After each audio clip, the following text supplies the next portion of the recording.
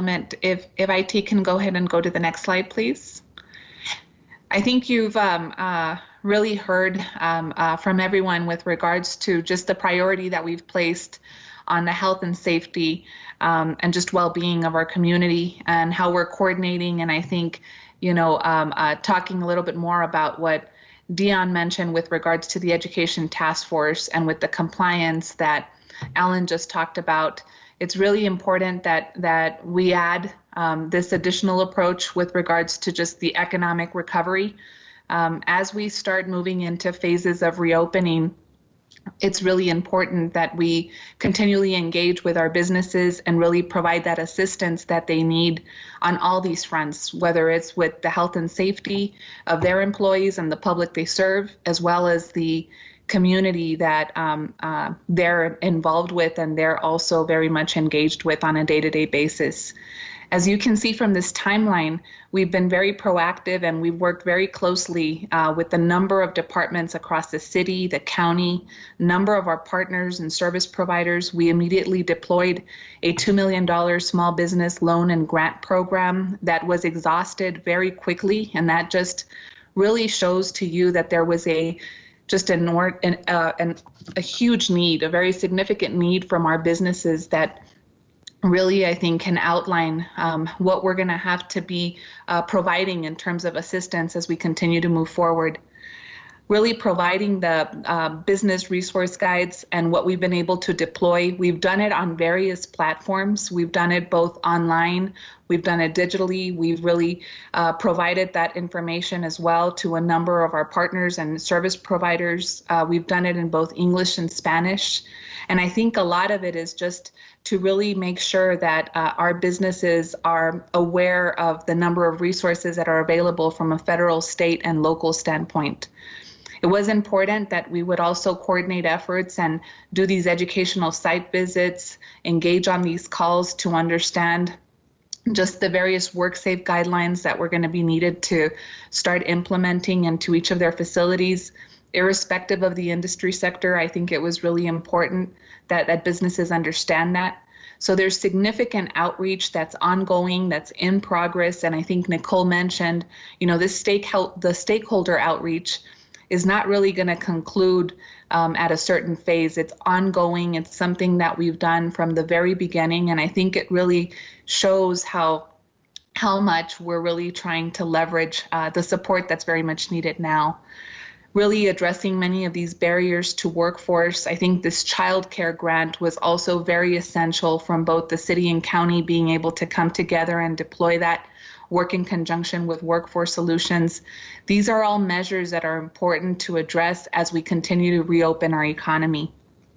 Once again, we're continuing to work with the UT School of Public Health and with various other service providers, as well as the industry, to provide us with guidance on what type of WorkSafe protocols are going to be needed to be implemented across the board with regards to just these businesses. And as we continue to move forward with the June timeframe, it's really important that we start addressing how we're going to allocate these federal funds, as well as how we're going to organize ourselves and really address and coordinate with our service providers and our partner organizations to assist our businesses as we continue to reopen our economy. Next slide. I'd like to have IT just go ahead and play this video just to give you a sense of what companies that are here in El Paso are doing to really ensure that the health and safety of their employees is taken care of, as well as the public that they serve.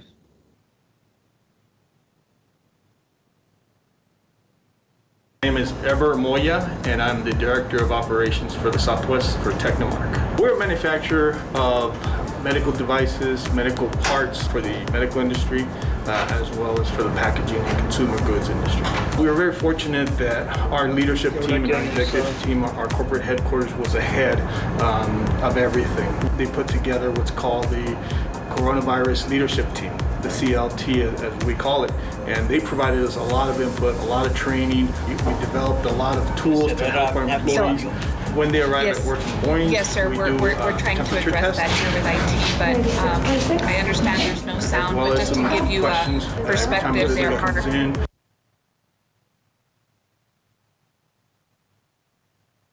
Yes, we're trying to fix it. Give me 1 second, please.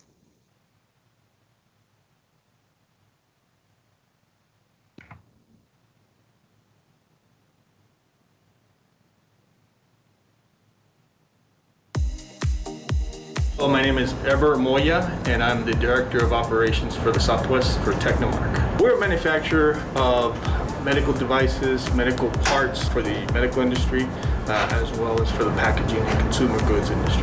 We were very fortunate that our leadership team and our executive team, our corporate headquarters, was ahead of everything. They put together what's called the Coronavirus Leadership Team, the CLT as we call it, and they provided us a lot of input, a lot of training. We developed a lot of tools to help our employees. When they arrive at work in the mornings, we do a temperature test. 96.6. As well as some questions. Every time a visitor comes in, we ask them questions, and we also take their temperature. All right, if you don't mind, I'm gonna take your temperature right here.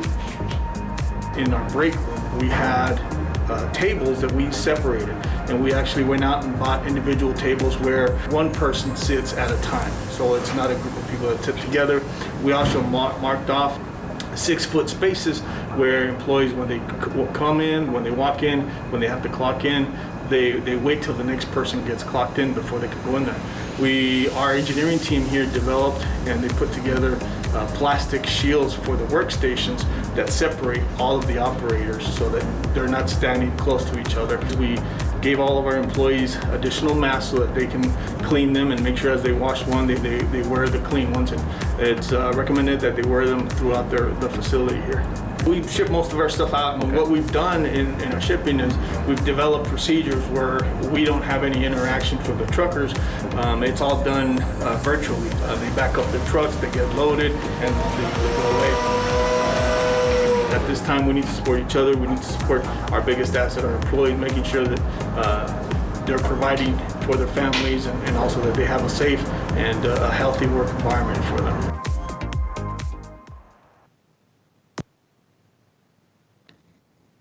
So as you can see, Mayor and Council, this is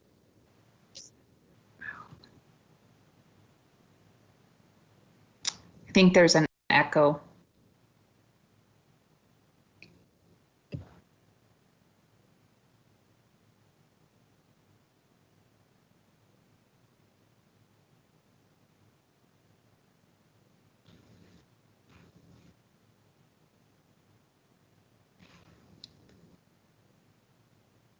Okay, can everyone hear me okay?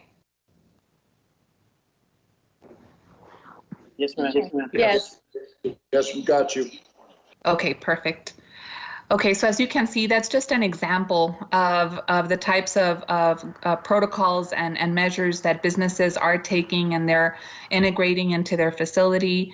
Really, that will be an adjustment for many of them. And keep in mind, for many of our small businesses, not only is this an adjustment, but this is also a burden, a financial burden that they're going to need to be able to accommodate for. And this is why we have been working very closely. Dr. Mena with the UT School of Public Health has been instrumental in working alongside our team. And we've got a series of webinars that have been very, very well, attended. We just had our first one last week with retailers. It's my understanding there were about 200 attendees. There's one that will be happening today, and these are taking place every Wednesday, and they're done specific to each industry. And keep in mind, this is also protocols and guidelines that we're also coordinating with the state and making sure that they're aligned and that we're all following the proper directives, as well as coordinating with our Office of Emergency Management here and our chief as well. Next slide. Now, keep in mind, in terms of just the stakeholder outreach, I think Nicole just did a real great job outlining for you the stakeholder outreach that we've done and how we've really coordinated alongside community development, alongside other partner organizations across our region to really understand just the needs and understand areas that we can all come together on and assist.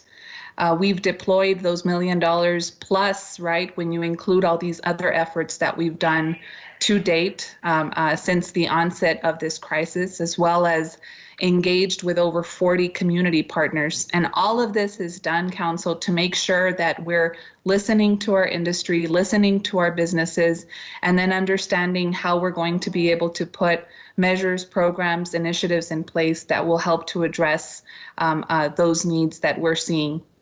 We're also reaching out to other communities across the state and to our counterparts in Ciudad Juarez to really make sure that we're engaged and that we're sharing our information with them. When you talk about work-safe guidelines, that's definitely an area that's very important to them, to the industry as well. So we're doing that in a binational form. Next slide. Now, when you take a look at just the stakeholder outreach and the feedback that we've gotten in a number of surveys that we've done from the onset and working with our chambers of commerce and others, we've really understood that the number one needed improvement to just strengthen the economic prosperity of our region is to improve the cash flow, to ensure that these businesses have that access to capital to be able to allocate those dollars to their immediate needs, whether that is their rent, their payroll, any of those needs that they have in terms of paying down that burden that they're facing right now that's immediate. Keep in mind that many of these businesses don't have cash on hand to last them through much more than 6 months. So it's very important, and we're seeing this come across in every survey that we've done. Restarting and continuing operations, that's really a matter of really understanding, what guidelines, protocols they need to make sure that they integrate into their facility, into their business environment. And then when you talk about invigorating demand, you're talking about many businesses that don't have an e-commerce platform, that are not well suited to provide a different type of delivery mechanism, especially understanding that we're all needing to isolate. And as we start reopening, there's a number of just different areas that we need to help and assist. This digital transformation has definitely taken on an acceleration, and it's actually forced many of these businesses to partner, to learn, to integrate. And many of our providers are working with them one-on-one to get this done. Next slide. And so as you can see, when you're looking at just our economy and the fact that approximately 80% of all business establishments in El Paso are considered a small business. And that's very important, Mayor and Council, to understand that, many of the jobs that are created, that are retained, are coming from these small business establishments. And there's still a significant percentage that are not able to access the traditional lending. And then many of them are still excluded from these federal financial assistance programs. And so programs that we institute, such as the one that we did with Lift Fund and a number of other nonprofits and other organizations that have stood up to assist these businesses. This is all very important just in terms of resources that they can continue to leverage. One thing that we've been doing is that we've been working closely with our workforce board and understanding exactly, those number of unemployment insurance claims. When you look at where we are to date, there's nearly in excess of 60,000 people that have filed unemployment since March. But there's also an opportunity here, and approximately 80% have a high school diploma, GED, associate's degree, or just some level of college. And we've been coordinating with not only Workforce Board, but El Paso Community College, UTEP, and others to figure out if there's going to be an opportunity to upskill and reskill, be able to come up with customized training programs that are quick, that are going to be very targeted, not so much on the industry, but targeted on the occupations. Because keep in mind, there is a significant amount of need with regards to IT, for example, that many of these businesses are going to need to integrate. Nicole mentioned about, facilitating maybe temporary employment from our workforce board, and we are in communication with them because our workforce board understands that many of these businesses are going to need these types of skill sets to be able to be sustainable and to continue to grow and expand. Next slide. And so when we talk about the CARES allocation, keep in mind that everything that we're doing right now, we need to make sure that it's going to be deployed in a manner that is consistent with the CARES Act. So we're going to need to ensure that we're in alignment with the federal funds, and that what we've allocated in the bucket towards improving liquidity and cash flow, of those 18.4 million, we've allocated a little over 10 million. When you look at that, we're outlining it in different areas. The first and foremost that's very important is to address how we're going to expand the Lift Fund Small Business Recovery program. If you remember, we entered into an agreement with them, and one of the first areas that we want to address immediately is to make sure that those applicants that were in the queue to secure those grant applications can first be the first ones to get in line to be able to secure those dollars that they had applied for, but unfortunately the funds were exhausted. So that's item number one that we're really working in conjunction with our legal and with our finance team to make sure that we provide that first opportunity.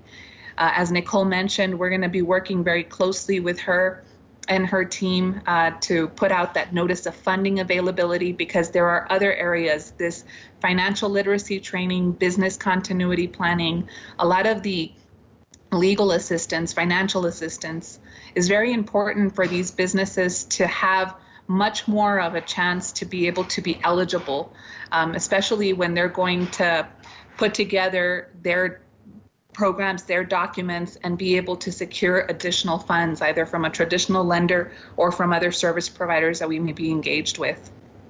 And finally, the Business Resource Clearinghouse, what that means is that there's so many resources out there that many of our service providers, partners, organizations are working on and that are deployed at a federal, state, and local level.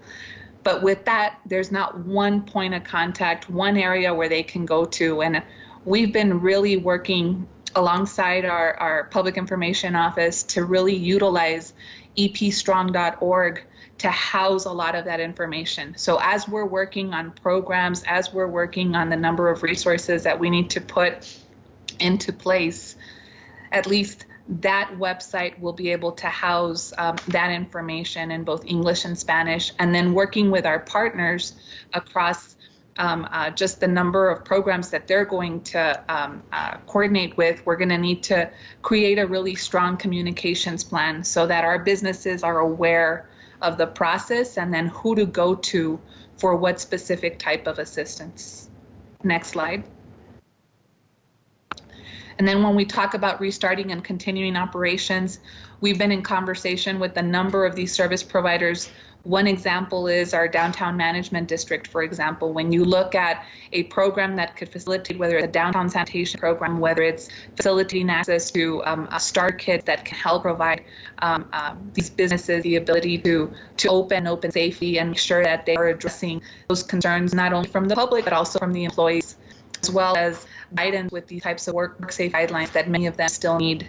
When you look at that total, that's close to 7.8 million. But keep in mind that as we're allocating notice funding availability, as we're entering into agreements with each of these service providers, it's really important that we do that in a manner that is consistent with the CARES Act. Next slide. And this is also tremendously important because this is one area that many of our service providers, if not all of them, touched on, and they really understood that this is an area that we all need to be very, very closely in tune with. If you could go to that next slide, the slide before, please. Those programs in terms of deploying that digital transformation and being able to provide support, guidance, training for these businesses are very important. That e-commerce platform now is very important, and being able to facilitate that guidance to that business owner is a model that we're looking to put in terms of deploying funds and then making sure that service provider partner organization has the ability to work through and provide that assistance to those businesses, irrespective of the industry sector that they sit in. And we are allocating $600,000 to that. And next slide. Just to conclude, when you look at the timeline, there is a sense of urgency. Our businesses really need the economic relief. They need that access to capital. They need to be able to understand the type of protocols and guidelines that they're going to have to start implementing as we start reopening the economy. And with the understanding that these are federal funds, we are going to work closely with community development to issue that notice of funding availability. And we have that scheduled for this Friday. Again, keep in mind that we're asking our service providers to really provide their applications no later than June 5th. And by mid-June, no later than June 23rd, we really want to come back with these agreements so that we can start allocating those dollars to our businesses and really collaborate closely and figure out a way to start addressing the need and also providing a number of these resources now versus later. Thank you.